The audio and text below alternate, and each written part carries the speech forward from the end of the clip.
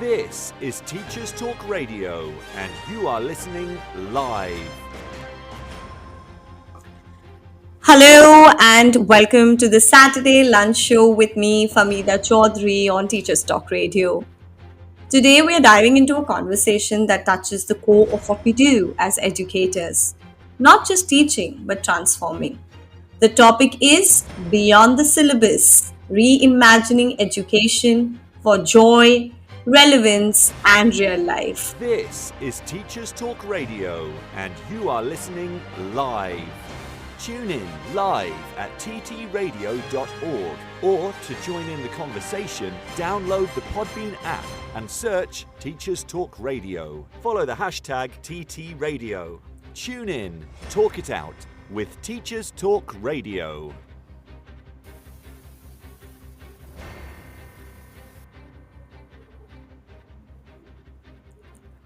Welcome, dear listeners, and welcome. Good afternoon to the Femida's Lunch Show today.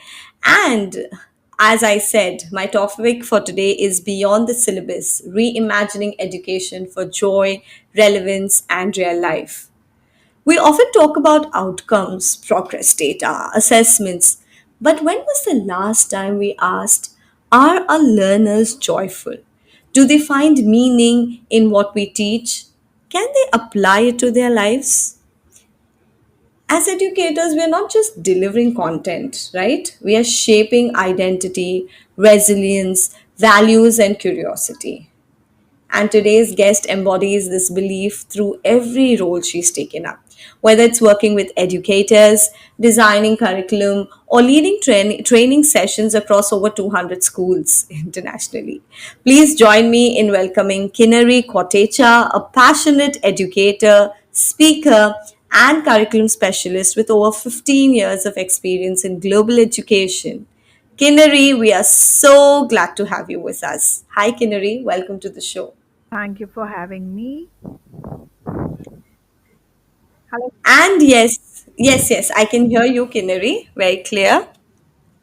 Okay, You can hear me too, right? absolutely. Yes. So Thank you to for having begin, me, Famida, and would like to tell you that this topic is so close to my heart, and I'm sure that a lot of the teachers and their educators these days are on the same page. yes, absolutely. And I think though we might be thinking on the same lines, but I'm sure that your insights would definitely spark that reflection and review moments for us. So let's begin with that big question, right? Something that I want to start off with today is when I say where is the disconnect between what schools teach and what life demands? So there's a lot of emphasis on 21st century learning, and this 21st century learning must be relevant, interdisciplinary, grounded in well-being. Yet many schools cling on to these, outdated paradigms where curriculum has overloaded, but learners feel unprepared. So you've worked so closely with educators across diverse systems. What do you think would be the consistent gaps do you see in how we approach teaching and learning? Uh, yes, Famida. So I feel the first thing that you addressed here was a gap. Okay. Yes. And this gap has been a global gap. I mean, when you talk about any country right now, whether it's Singapore, UK, UAE, Mhm. India, everybody has noticed this gap where the education is not aligning with the expected standard uh, to go on in a real life. Mhm. And the first gap that is in the curriculum. Okay. So when we date back and we see that the curriculum had a rigid structure earlier, which is now being a revolutionary place where all the countries have come up with an improvement gap analysis, and they are trying to come up with new policies. So when you see US, there is a new policy. When you see UK, there is a new policy. When you see India, there is a new policy. So there are a lot of policies that are coming up. But when we say this, when the policy has to be implemented at the ground level, it takes time. And yes, there comes a skill. Now, when you say you want the students to have 21st century skills and you want them to have a critical thinking and be, independent learners, are our teachers qualified, empowered, skilled to do the same? Mm-hmm. You know, so I think the gap is real, and Mm-hmm. we have identified it. We are taking policy measures to do it, but Mm-hmm. to percolate in the system, it's taking a little while. Yeah, So I think the ground question to be thinking right now is, we're looking at from the educator perspective, right? Like, right. we are looking at, yes, of course, we are revisiting the curriculum, we are revisiting things, but are we looking at the revisiting of maybe the systems, how teachers get qualified as teachers, for example? Like, if we are looking at the course of bachelor's in education or masters, we definitely have, even that has been looked at, and there have been courses and diplomas that have come up with, which is sinking to the real demand that is there out there, right? Mhm. So, but as you said, it's taking time. So what would you suggest, like, what's the thing that's taking time actually? Uh, okay, let's look at it from this perspective. Whenever we have seen revolutions in our history, okay, Mm-hmm. the revolutions have never been by policymakers. The revolution itself comes from a grassroots. It comes from the a very urge of change that is needed. Correct? Mm-hmm. So my question to you is the audience that has to make the change. Who is this audience who has to make the change? Teachers. Correct? Teachers. And are the teachers having that inner voice uh, to look for the change? So for me, I have been listening, hearing, reading about a huge attrition rate, a huge crisis Mm-hmm. of teachers recruitment, and there's a teacher shortage in a lot of part of the world, and Mm-hmm. it's going to increase. That's what it speculates. UNESCO speculates that there's going to be an increase of this. Mm-hmm. So imagine this: that while somebody joins as a teacher in this education field, Mm-hmm. they are facing two situations. One situation that a teacher is facing, that I want to change, but it's Mm-hmm. not changing, so it's not Okay. fulfilling. So I'm not able to do anything, and I'm not paid well. There is no motivation. There's no change happening, and I leave. Okay, Mm-hmm. and uh, the second category is that okay, I didn't join this for such a big struggle, such a more work, and rather I do a corporate job. So it's not the inner calling. Mm-hmm. So I bang on this, that the first tool that needs to be implemented here is inner work of the people who are working in this industry.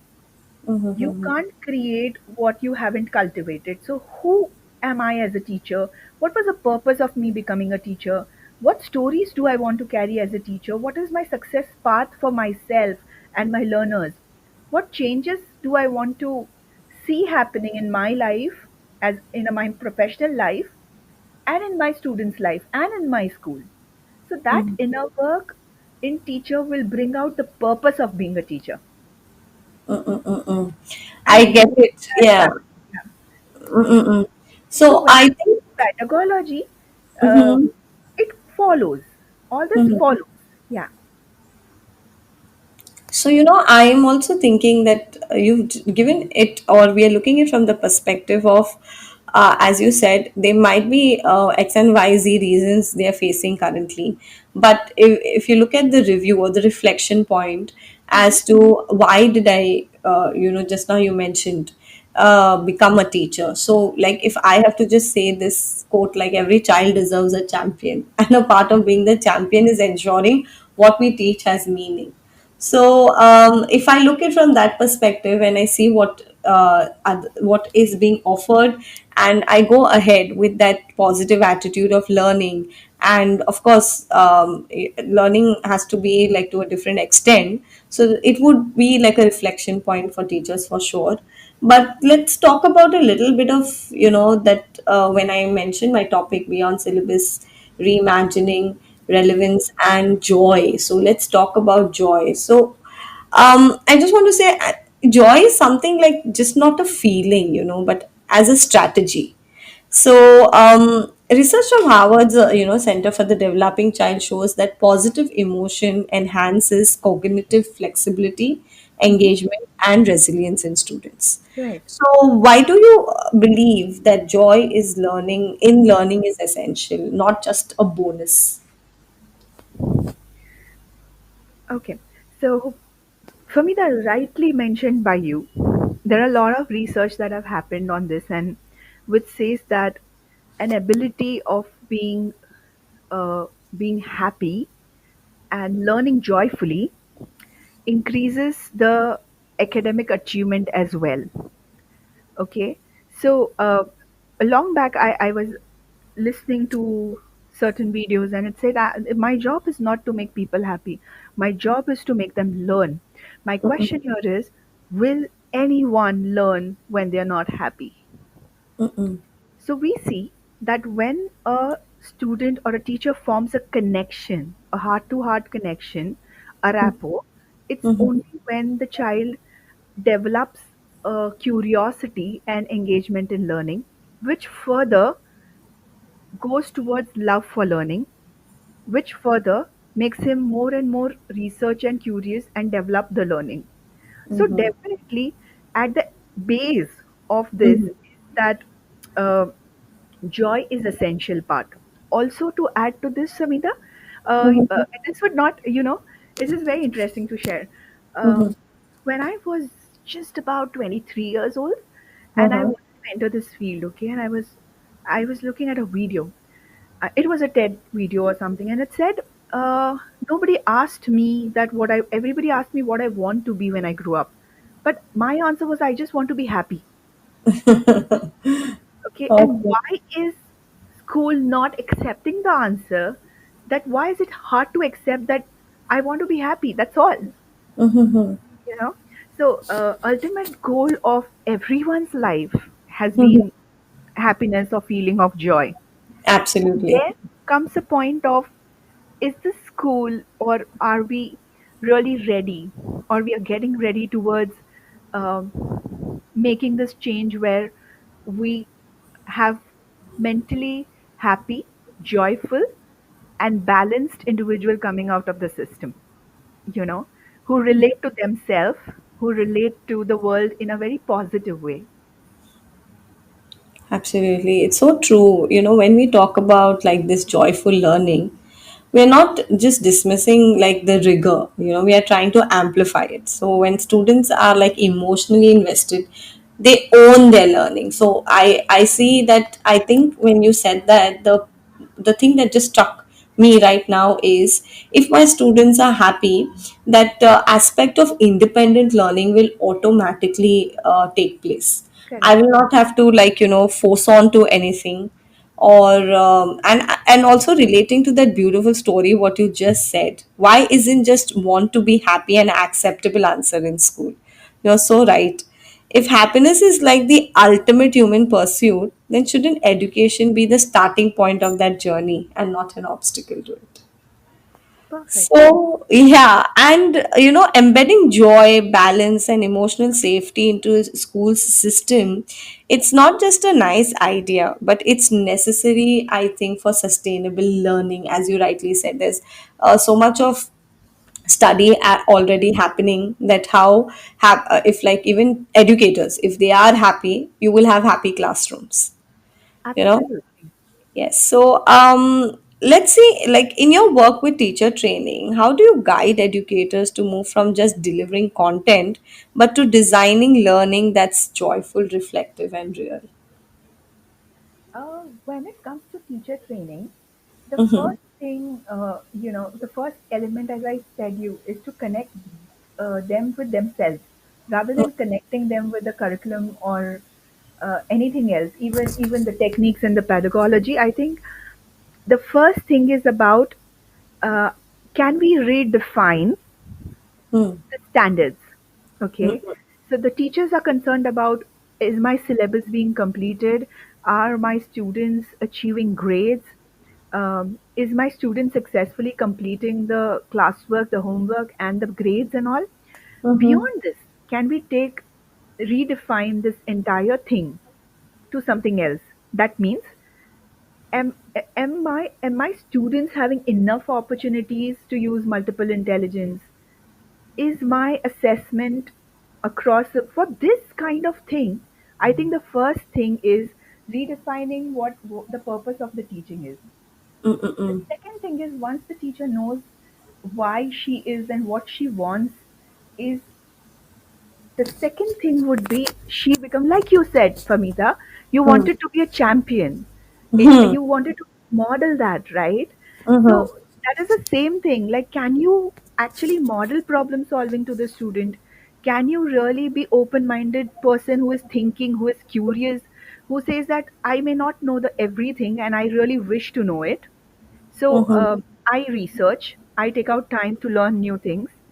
I take into I calculate intellectual risk, and I go for taking risk and finding things out, and I love doing it. I love doing my job.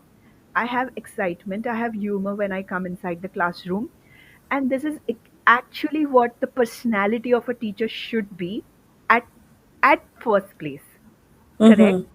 And then comes the teacher's training for the policies, the pedagogy, making them impart uh, project based learning, play based learning, inquiry based learning. Okay, I mean, that those are the tools they can master.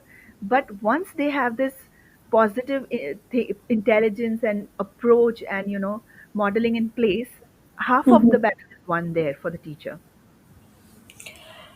So true, Kinneri. I think, when I really love how you connected it with the Howard Gardner's theory of multiple intelligence, of like, how we are going to help students apply that. Then also, we've equated achievement with academic grades alone, but intelligence is such more layered, I think, isn't it? Right. Yeah, so whether it's musical, interpersonal, spatial, or linguistic intelligence, students must have the space to discover how they learn best. I think, as you said, even if the curriculum is there and teachers know the purpose, and when they're looking at having their students to be happy or joyful in whatever they learn, so they have to take the curriculum and customize it to what makes them as a champion when it comes to teaching and learning in those closed doors in classrooms, right? Right, absolutely. That's going so great, Kinnari. It's time for a little short break and ad break, and we'll be back after that. So, listeners, keep listening, and thank you for tuning in. But it's time for a break right now. Hi, secondary school teachers. We're Apps for Good, and we give schools like yours free introductory computing courses. Our courses are for everyone, including those who aren't computing teachers, and they're fully equipped with resources mapped to the UK computing curriculums. Independent learning is central to our courses.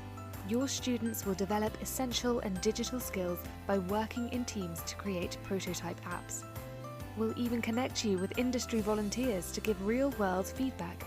Let's empower every young person you teach to shape their future with technology. Speak to us at www.appsforgood.org.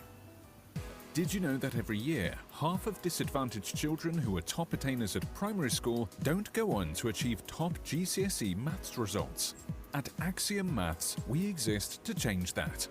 Our fully funded program helps schools nurture young mathematicians through weekly face-to-face maths circles, where pupils tackle challenging and exciting problems outside the national curriculum. With just under £3,000 annual funding, expert training and quality resources, we give schools everything they need to inspire the next generation of mathematical thinkers.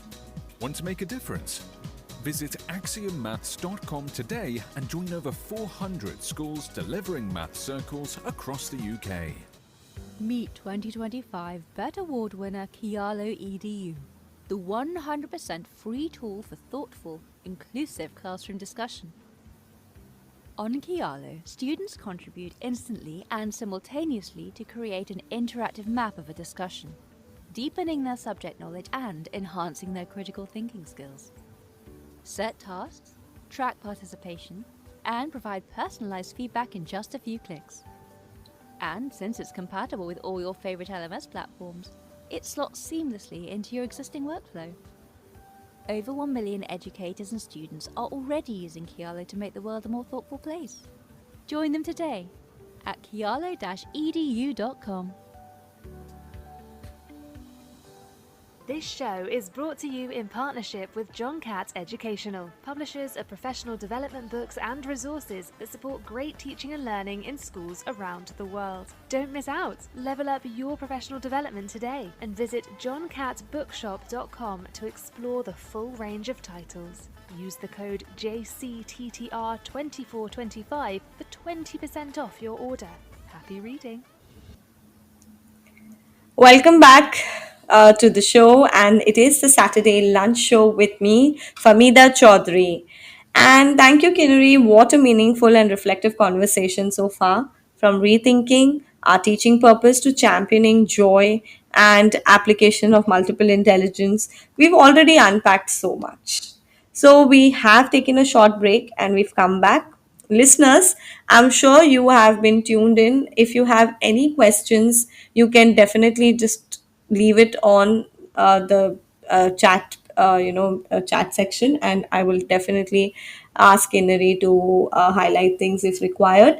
But yes, moving forward, Kinnari, I just want to leave the floor open now to you to, just educate us. And I'm sure you know what we're talking about.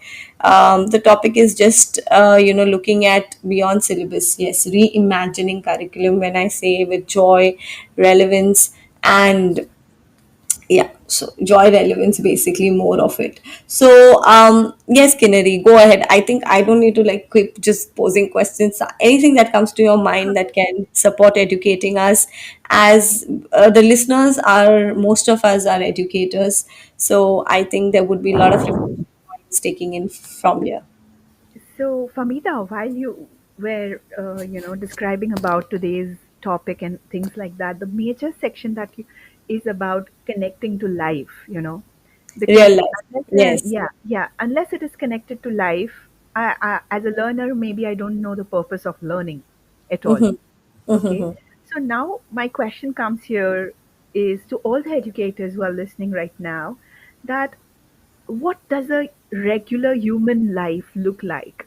So we all get up in the morning and we do certain acts from the getting up in the morning, So there is an analysis of, am I tired? Am I fresh? Am I good? And then your brain starts thinking about prioritizing, what will I wear? What should I do first? Should I eat? Should I take a bath? And there is a lot of mindfulness, self awareness, prioritizing, time management. As you proceed the day, you are into traffic and writing back email and things like that, problem solving and planning, and so much.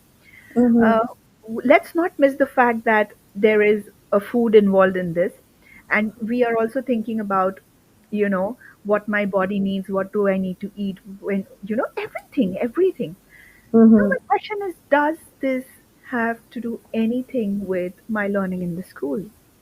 Have we actually taken care of these literally, uh, Day the to day life that, activities. yeah, the literal life that you have to live?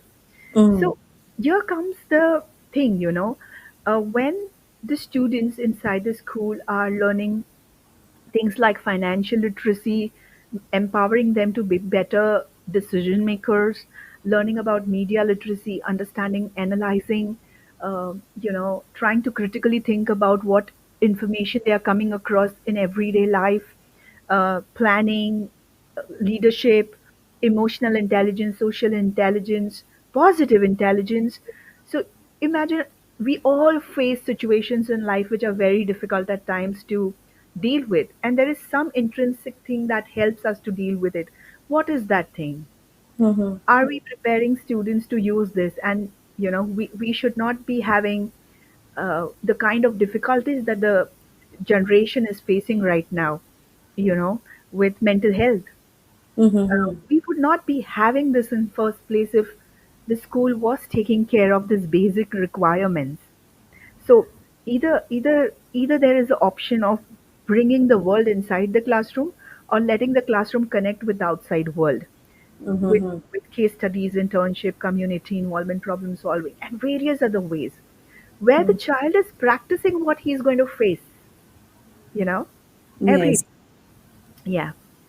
So basically, giving them that opportunities. But when we are looking at such opportunities, it should be something that can directly be applied in their day to day life. It could be, and of course, these opportunities will vary. If we are looking at from the low, like, the little ones, if they are just Yeah. age 5 to 12 years old, or as in contrast to looking at adults, not adults, basically teens, the teenagers. Hmm. So yeah, so if you could share like one such example of like something that has really taken a different, it could be like a game changer basically. So if you could share how educators could embed this. I'm sure that it's already there in most of the curriculums. This real life based scenario and real life learning is already being embedded. But I would just want to hear from you if you have any live example and how it has changed or any story behind it. Okay. So, though I have lots and lots of story, it was I'm difficult for sure. me to figure out that. But Yes, yes. I would talk about a younger me who was more fearless. So I was very young when I entered the classroom as a teacher, Uh-huh. and I was training young adults because it was economics and business class. Mm-hmm. And believe me, I was told by the school management that Mm-hmm. there are no students who wants to learn economics. It's a commerce subject, and in that scenario, most Mm-hmm. of the parents and the community respected getting into sciences. So if you are intelligent, you should be taking sciences. Okay. And I'm talking about international curriculum right now. So I have Mm-mm-mm. been given a challenge that I have a job if I have students. Okay. Okay. So I have to actually, and my audience, it was grade eight. So grade So eight had no is it idea. related to subject choice basically? If they Yeah, have yeah. to, Yeah, yeah. yeah. Okay. So they were going to have a subject choices, but entire class had selected sciences. Acha. Okay. Oh, okay. Okay. And I was told that I will be given one class every day. In one class every day, I have to teach them something about commerce, some topics that I have to chalked out and out of curriculum and things like that. And if they Mm-mm. get interested, after 2 months, we'll have a commerce class. Okay. Okay. So I took up this as a challenge for forming my IG classroom later, and Uh-huh. I started teaching commerce and certain topics that were very interesting. I did lots of case studies, and there was a lot of interaction and role play, and I would connect with industrial expert online video and things like that. So this went on for a month. And I Mm-hmm. had this science student who was a A star student in IGCSE. They call it A star student, like a promising student for the Mm-hmm. award. Okay. And he had some problem with his leg, and he was very sure that he's going to take sciences. But he Okay. would sit in my class only because Mm-hmm. he could not go out to play PE because of his fracture or things like that. Mm-hmm. Now this I and believe me, Famida, after one and a half month that I had, Mm-hmm. I had enrollment of entire 24 students. That's amazing. So that became a commerce class instead. And Uh, this chap, okay, the parent was a doctor or something, and she came up yelling at the leaders, and she said, "You know what? My child was supposed to be She's a ranking, and I want him to do physics. I want him to do bio. I want him to do this." Now, why I am telling you this story because it's very epic. mm-hmm. This student, I was given a challenge that this student has been learning sciences from last 1 year, Mm-hmm. and he's going to appear next year for his boards, right? Okay. Fine. How am I going to cover the curriculum for this child? So the child gives me a promise of putting in extras. I take up a challenge of putting in extra hours, and I'm only 23 years old girl who doesn't know what I'm doing right now. And I Okay. took this challenge and I do give my best shot, Famida. You Uh-huh. would not believe what this child has posed. And this child took up commerce. He Uh-huh. he passed up with the A star, Uh-huh. became an IBDP hold. He became a topper. He Uh-huh. goes to the university with graduation in economics Okay. abroad. Okay. He goes to London School of Economics for his masters after that in Oh. economics again. He goes Uh-huh. to University of Chicago for his post graduation, doctorate degree, Oh my God. and he Okay. has got endless award with economics and health science now. And Oh, I am quoting this person not because of the achievement, because of the love for subject. amazing, amazing. And that brought in a change in the mindset of a school leaders that this subject can also be as important as the sciences. Correct. That story actually gives me some chills, Kinnari. Thank you for sharing it so openly because it's just the proof that when education connects with life, when it's relevant, interactive, and rooted in purpose, it can shift the entire trajectory of a learner. So, you didn't just teach a subject, you sparked like a new interest, built a community of learners, and ultimately helped a student to reimagine what learning could look like for him. That's Right. powerful. Absolutely. And you're so right, like our classrooms must reflect the world students are going to step into. Whether it's like decision making, media literacy, emotional intelligence, or just learning how to think. This is the kind of learning that sticks.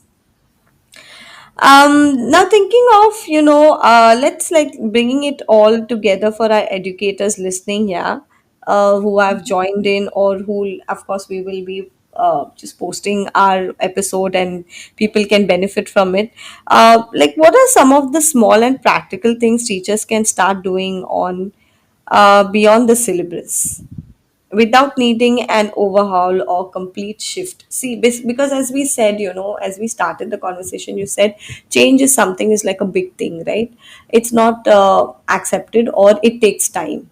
So as we know that of course learning is something that keeps updating, and as educators we need to keep up to the pace, frankly speaking. So what would be those minor shifts? Of course, you gave one example, and as you shared, you have many more. But this was one where you tried your best to connect, like you mentioned about case studies. Involving case studies in our lessons is something which is really, a great thing, because I think case studies help us to look from that perspective. It helps us to connect to real life, and when they can connect things and build that connection, then learning automatically takes place.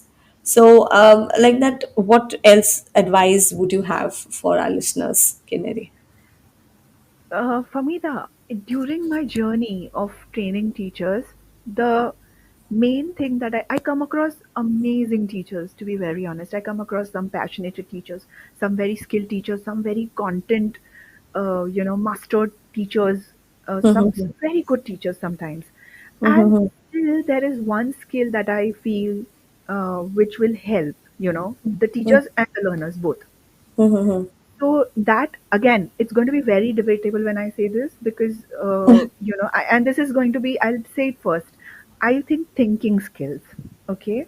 Now, when I Okay. see this, you'll say a lot of pedagogy is happening around thinking routines, higher order questioning inside the classroom, and a lot of skills are being applied. A lot of things are being done in this area. Then why? I'll tell you why. We are Gen Z teachers. We ourselves are Gen Z, first of all. And we are teaching Gen Alpha. Okay. So for them, information is constantly changing. It's becoming every 11th day they have a new information, changing information. Okay. Now imagine with this automation and AI and things where everything is changing, the biggest problem that I see in educators today is not having adaptability to change their own thinking. So, learning to learn and to unlearn. Mm-mm-mm. I agree with you when you say that learning to unlearn. That is something I have seen in myself, you know. It's just that maybe, you know, there have been things that have been working out, maybe because of their heavy experience that they've had, or rich experience for that matter. But on the other hand, I feel if you do not have that attitude of accepting to unlearn, I think that's going to be a problem. Yes, the growth mindset that as an educator, I may go wrong. There might be new things. My before the knowledge that I had, maybe it's, it needs to be rewired or something has to Mhm. happen. And this, when the teachers do it, they can percolate it very easily in the classroom. And that is when comes the strategy of creating inquiry based classrooms. Mm-mm-mm. So, on my visit to some certain countries where I was looking into how education system works, I Uh-huh. saw that whenever the teacher is going to teach something, okay, she's going to start a unit, okay, Mhm. pre-handedly she would arrange some resources. Now, need not be a purchased resource. It could be something that you get it around from somewhere. For example, you're going to teach about minerals and salts and food or whatever. You can set Mhm. up a corner where students can come and read about it. There are books related to it. There are some materials they can feel, see, touch, and get. Oh, Like what is household like, things yeah, or around everything. what you Yeah, can get. and you can have, once your student become independent learners, okay, they Mhm. would themselves come forward and tell you, ma'am, can I get this? We are going to learn about this because they know now this is in the system. This Yes. happens every time. So Mhm. now when this is going to happen, let me help the teacher. Okay. Mm-mm-mm. Set up a corner of inquiry and just have open-ended questions and let the student develop knowledge. The process itself has to be where the child is inquisitive, trying to find out answers, and you're just directing them towards the path. Okay, Mhm. now you have this. Now what are you going to do about this? Can you show me it in this way? And there is a feedback, there is a constructive feedback, and then the child is so the great way of doing is creating inquiry based classrooms. Mhm. Luckily our generation of teachers have lot of resources available, um, where we can go and learn about inquiry based classroom and how to do it, how to create project based learning and play based learning inside the classroom and things like that. Mhm. I think this is going to really create the learners who are independent, taking charge of their learning, knows how to learn, unlearn, and relearn, and Mhm. opens their mind to becomes like a growth mindset classroom. You know. Absolutely. And I Hmm. think, you know, even when you said this unlearn, this concept of relearn, unlearn, I'm also looking at it from that perspective that you, as a person, when you do it, you will find, or you will support yourself to know from the child's perspective also. So when you know you yourself are finding it challenging to unlearn things, and you know put in that effort, so imagine from the student perspective. So as an educator, I think you know it's such a like a correlation, right? So if you do something and you're able to connect to it, you will put your best foot forward. Absolutely. That's that's great, Kinnari, and I think I'm sure you know you could just keep you know just go ahead and put in more of examples or stories and share with us. I just feel the conversation is going so well that educators listening out there, or whoever my listeners are, they might definitely have that reflection point, as you said, even if it is whether designing an inquiry corner in their classes, or it is also looking at you know you've mentioned about case studies, inquiry based learning. So these strategies, these are like quick ones. You don't need to really you know study it or go ahead and keep fetching for material for it, which is it's just the thinking, as you mentioned, when we are looking at from students point of view also, teachers also need to broaden their horizons when it comes to thinking creatively. Absolutely. And on this note, I will also like to add up something. Sure, Uh, sure. because when we were talking about this topic, we also spoke about the well-being part of it. Okay, that Mm-hmm. how students joy. You had taken out this topic, and now I want to tell you something. Uh, Mm-hmm. while I was talking to in one of the seminar, while I was talking to students, and this was on anti-bullying, cyber and anti-bullying kind of a workshop that I'm conducting. Okay, Uh-huh. and it was uh, it was a shock for the school leaders and the teachers to know that what kind of mental issues, self-image issues the students were facing. Okay, Mm-hmm. for them this did not exist at all. Okay, Oh, okay. yeah. So when that workshop happened, and when there was open-ended talk about what has happened with them, what are they facing, what kind of crisis they have faced online, Mm-hmm. Mm-hmm. and how it has affected their mental well-being, it is only then the school realized that we have been missing on this aspect completely. Now, why Okay. I am talking about this right when we are talking about teaching strategies is because uh, we as a teacher, you remember you asked me this question and you said that what a teacher should do. I think the planning, when lesson planning is done by a teacher, Mm-hmm. the one aspect every lesson that you deliver has to look at: how am I going to talk about, you touch upon the social and emotional intelligence in this? Will I Okay. give a scope for the student to open up? Mm-mm-mm. Okay. Uh, whenever there is an environment where the child feels safe, and Mm-hmm. there is a repetitive role of this kind of stuff that happens in a classroom, Mm-hmm. uh, it invariably happens that the student have already, uh, you know they start feeling this is my class, this is my school, this is my teacher, and I belong here. And that belongingness is also going to lead to a lot of things. I had students who would come to me and say, "Ma'am, I am interested in this topic.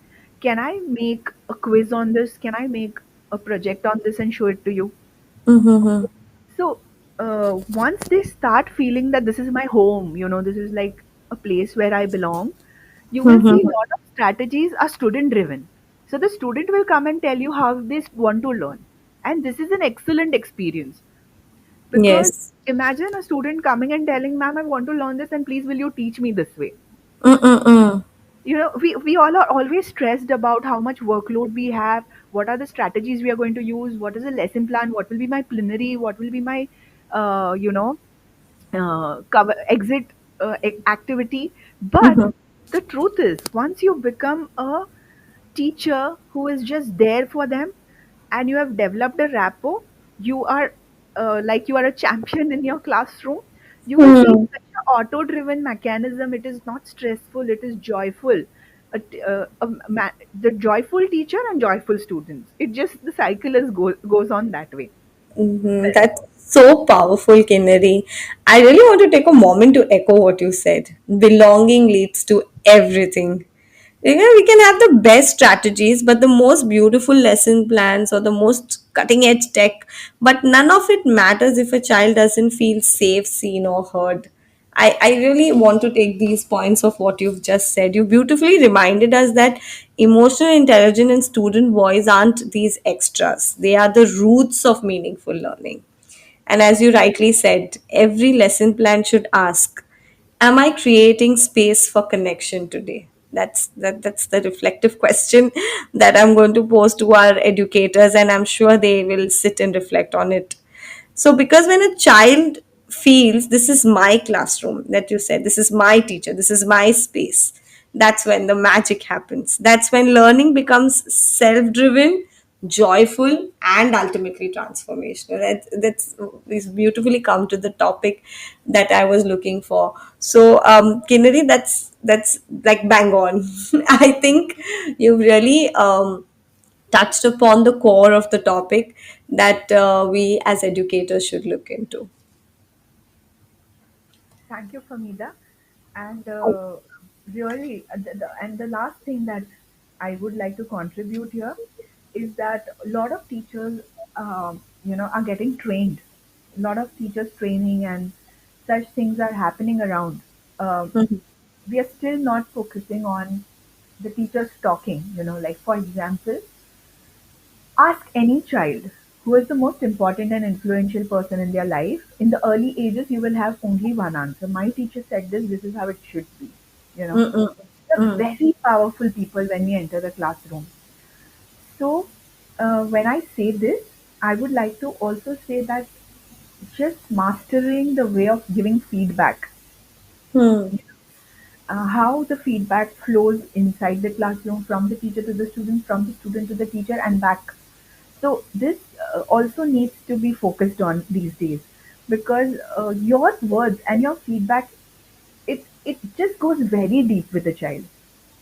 Mm. Yeah. So that is one thing that because when we do an excellent teaching work, an Mm-hmm. excellent learning is taking place, everything is smooth, and then the because we are so powerful in the classroom at times, uh, Uh-huh. our feedback is what impacts the learners a lot. Absolutely. Feedback plays a very vital role. I agree to you that. Yeah. And Kinnari, before we go to the last segment, like anything that you want to, yes, like wrap up with the show, I would just take a quick news break right now and we'll be back. You can keep your thoughts going, listeners, on the reflective points that we've just discussed. And Kinnari, yes, we'll be back after a short news break and we will have the last segment of it. Okay. Hi, secondary school teachers. We're Apps for Good, and we give schools like yours free introductory computing courses. Our courses are for everyone, including those who aren't computing teachers, and they're fully equipped with resources mapped to the UK computing curriculums. Independent learning is central to our courses. Your students will develop essential and digital skills by working in teams to create prototype apps. We'll even connect you with industry volunteers to give real-world feedback. Let's empower every young person you teach to shape their future with technology. Speak to us at www.appsforgood.org. Did you know that every year, half of disadvantaged children who are top attainers at primary school don't go on to achieve top GCSE maths results? At Axiom Maths, we exist to change that. Our fully funded program helps schools nurture young mathematicians through weekly face-to-face maths circles, where pupils tackle challenging and exciting problems outside the national curriculum. With just under £3,000 annual funding, expert training and quality resources, we give schools everything they need to inspire the next generation of mathematical thinkers. Want to make a difference? Visit axiommaths.com today and join over 400 schools delivering math circles across the UK. Meet 2025 BET Award winner Kialo EDU, the 100% free tool for thoughtful, inclusive classroom discussion. On Kialo, students contribute instantly and simultaneously to create an interactive map of a discussion, deepening their subject knowledge and enhancing their critical thinking skills. Set tasks, track participation, and provide personalized feedback in just a few clicks. And since it's compatible with all your favorite LMS platforms, it slots seamlessly into your existing workflow. Over 1 million educators and students are already using Kialo to make the world a more thoughtful place. Join them today at kialo-edu.com. This show is brought to you in partnership with John Catt Educational, publishers of professional development books and resources that support great teaching and learning in schools around the world. Don't miss out. Level up your professional development today and visit johncattbookshop.com to explore the full range of titles. Use the code JCTTR2425 for 20% off your order. Happy reading. This is Teachers Talk Radio, and this is Teachers Talk Radio News.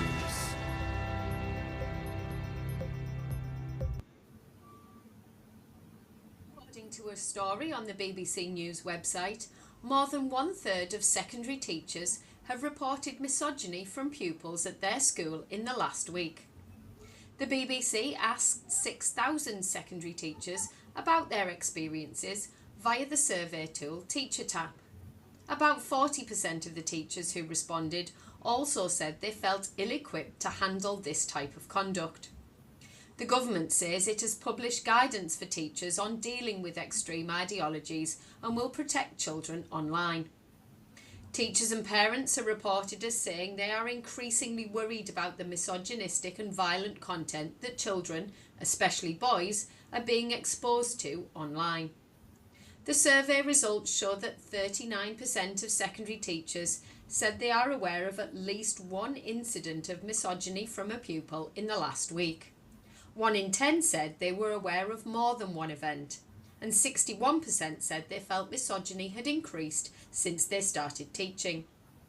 The report also focuses on research by UCL, which found teenage girls in England are significantly less likely to feel safe in school than their male peers since the pandemic. Further details and a case study from a school in Dudley can be found on the BBC News website. The BBC also reports that a former Dundee University principal has been named as the chairman of a new task force set up to help the struggling institution. Sir Alan Langlands will chair the new University of Dundee Strategic Advisory Task Force. The university faces cutting its workforce by 700 as it attempts to tackle a £35 million deficit. The Scottish Funding Council recently approved a £22 million support package for the university. An investigation has been launched into the reasons for the institution's deteriorating finances and how this came to be a surprise to the university's leadership. Unions have welcomed the announcement. Schools Week says a surge in schools making cuts shows they are rapidly heading towards the brink, and that this is threatening the government's promise to break down barriers to opportunity.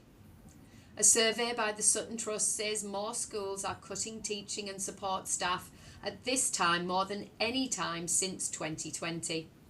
Nearly one half of secondary school leaders said they are using pupil premium cash to plug gaps, the highest since the annual poll began in 2017. Schools Week revealed last month the funding issues schools face, including unfunded pay rises, increases to national insurance, and other rising costs. The Sutton Trust said the findings, reported in detail in the article online, show Labour risks failing one of its own 5 missions to break down barriers to opportunity for every child. Another key Labour pledge was to update the national curriculum, but 1/3 of secondary school leaders said they will reduce the choices they offer at GCSE because of funding constraints. The Sutton Trust is now calling for a new national strategy to close the attainment gap, including restoring the pupil premium to its full value, as it says this has fallen by 20% in real terms since 2014 to 15. A Department for Education spokesperson said, "The government has protected key education priorities through our plan for change." Finally, a team of 7 primary school pupils is hoping for success in the USA after qualifying for a World Robotics Tournament. Hartlepool Mail Online said the team from one of the town's primaries had been competing at regional and national levels since November, and had made it through to the competition's final, held next month in Dallas, Texas.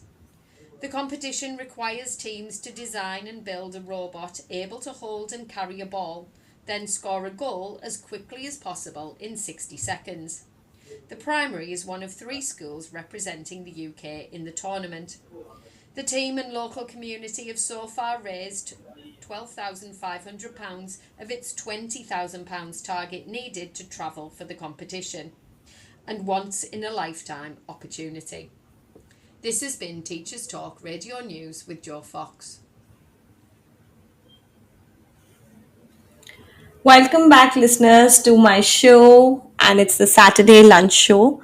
We are with the famous and most experienced Kinnari Kotecha.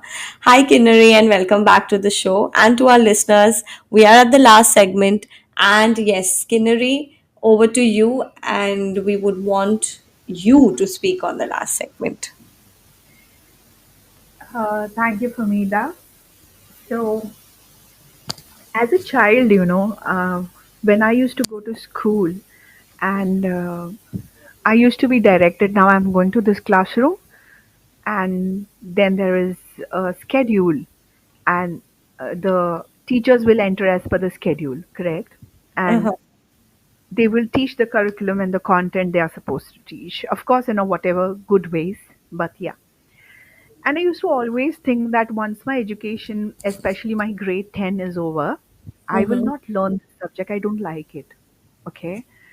And that is how this thought came to my mind. What would be a school like, a joyful school be like? So that is when I was thinking about this, that learning, when it becomes meaningful, joyful, and of course keeping in track with the well-being, what that school would look like. So Like a dream school. a dream school. And for me, not surprisingly, just like how I have felt, I think there is a lot of audience who have felt this before. Uh-huh. And that's why practically such schools have come up, where um, uh, and to be honest, not only in one or two parts. I mean, we already have US practicing something like that, the UK practicing, I have India practicing something like that. So let me Mm-hmm. just share you what the school looks like. So Mm-hmm. imagine a school when a student enters and thinks about that, what project or what subject do I want to learn today. Mm-hmm. And for example, if I decide that I am interested in arts and I want to learn only arts right now, I Mm-hmm. go to the section and enroll myself for next week where I'll be learning arts. But surprise, the project or the topic that I'm working on in arts will encompass all the subjects. It has the integration of all the Yeah. others. So Right. I'm going to learn math related to it. I'm going to learn science related to it. And I'm going to learn physics related to it. So I'm going to learn a lot of things related to that. But I still learn something that I love. And Mm-hmm. once that project is over and my assessment over that project is over, the next time I will Mm-hmm. have an choice to select the another subject or another project which I will be doing in the following weeks. And what if my entire education rotates like this? Like, how does that feel? I know. I'm just looking at, like, I'm sure what would I have been if I had that choice? Like, besides being an educator, I'm thinking I would have had, me, right? I Yeah. have a bent of mind, or my forte is related to technology. And I think this was discovered when I became an educator, frankly speaking. When we were asked to, really speed up with our technological skills, that is Mhm. the time I discovered that I'm so quick at things. I just grasp, I learn something related to tech so well, Mhm. and I was called the techno geek, or the, uh, Absolutely, I you are. so Yeah. Yes. So, and somebody told me also, one of my colleagues, she said that it's not that you have it, it's something, a talent, because you love to do things around it. So you are keen to learn more about it. You're keen to apply it in, like, day to day, though sometimes I do not use it like for teacher perspective, but administrative perspective also, for that Mhm. matter. So, as you just mentioned, that if I would have had the choice, and I'm looking at what choice, how, when you say a champion teacher, for that matter, I'm looking at that, those moments in class, how I could change things into, like, whatever is under my control. But yes, I could definitely put that a meaning to that lesson by changing, as you said, just giving them choice what they want to learn, or integrating things, or you just had the designing the inquiry column. So something like that, right? Yeah. So, talking to you rather today, I discovered that, like, when I talk about, about giving platform for the students to discover their own talents, I think Mm-hmm. that would be a good start for even teachers, where teacher discovers her own talent first. Yes, absolutely.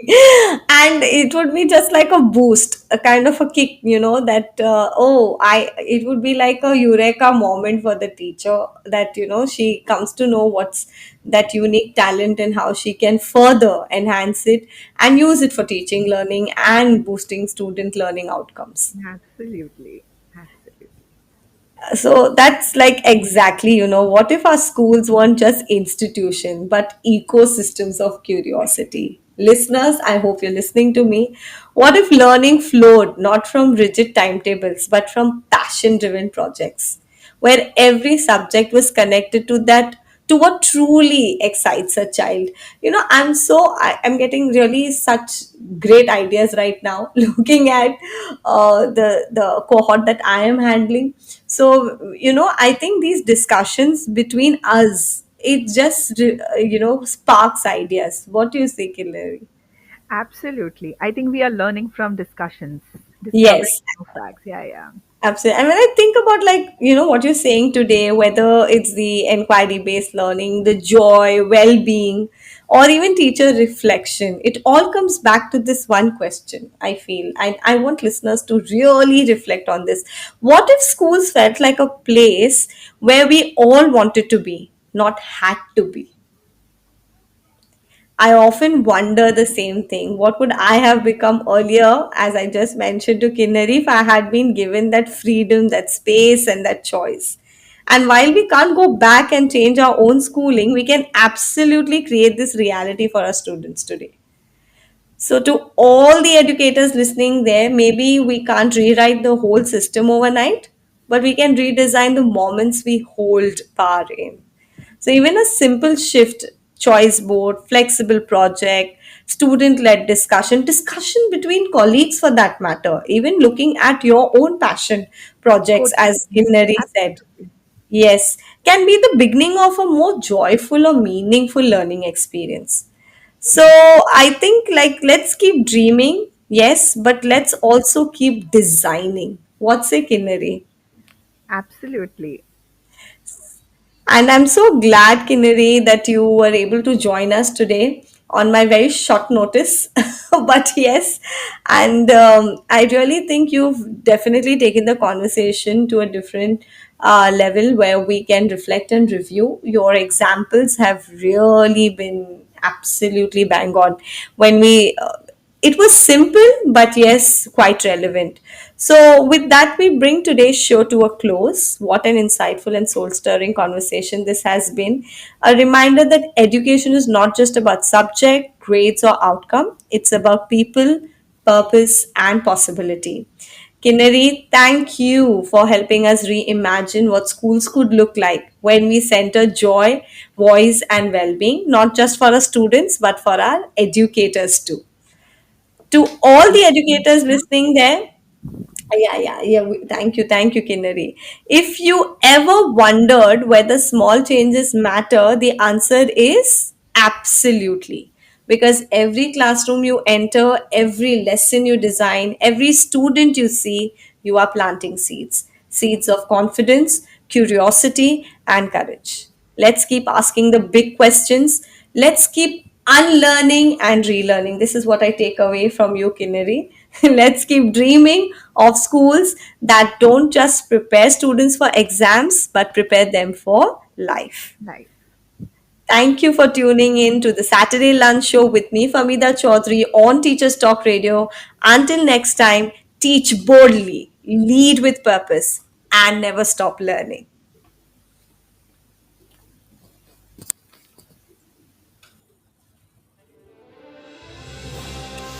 You've been listening to Teachers Talk Radio. Tune in live and listen back at ttradio.org. We look forward to hearing from you next time on Teachers Talk Radio.